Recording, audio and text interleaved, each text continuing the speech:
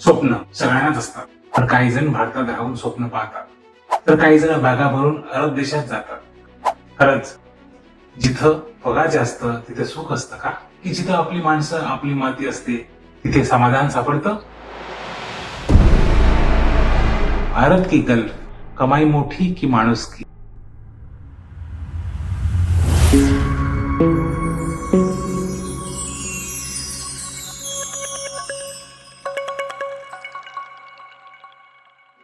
मी Paresh, 3D व्हिज्युअलायझर आणि video editor. तुमचं स्वागत आहे युट्यूब चॅनल मी पण युट्यूबर. अनुभव, प्रेरणा आणि खरं जीवन. पगार आणि संधी. सुरुवात करूया सगळ्यांच्या आवडत्या विषयाने, पैसा.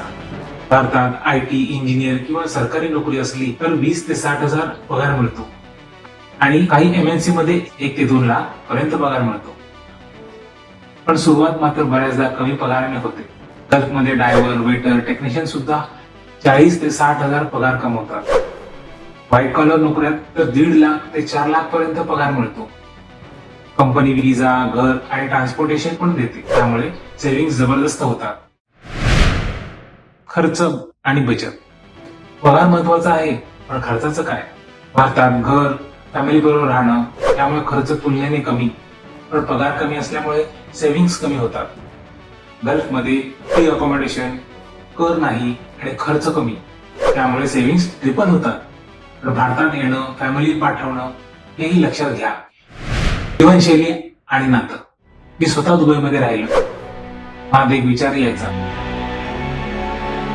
पैशासाठी आपण काय गमावतो? भारतात सण, नातेवाईक, गप्पा, फॅमिलीचा सहवास. गल्फमध्ये नियम, मर्यादा आणि थोडासा एकटेपणा. तिथे सुविधा आहेत पण माणसं नाहीत.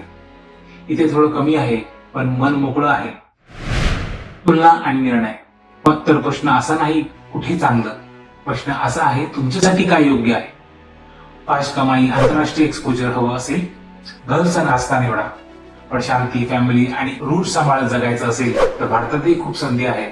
फक्त दृष्टिकोन हवा आणि स्वतःवर विश्वास. परदेश तुमचं भविष्य असू शकतं, पण भारत तुमची ओळख आहे. पैसा मिळवायला हरकत नाही, पण स्वतःला हरवून नका बसू. तुम्ही कुठे आहात, भारतात की गल्फमध्ये? तुमचा अनुभव काय सांगतो कमेंटमध्ये नक्की लिहा, कारण तुमचा अनुभव कोणाचं तरी भविष्य ठरवू शकतो. सबस्क्राईब करा आणि पुढच्या अशाच व्हिडिओमध्ये मी इम्पॉर्टंट गोष्टी सांगणार आहे. तर लवकरच भेटू. जय महाराष्ट्र.